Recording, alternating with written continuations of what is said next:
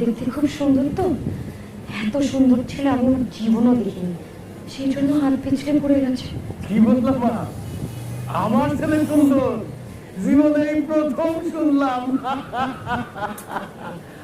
তুমি বসো মা, বসো। ওই তুই দাঁড়া, বস।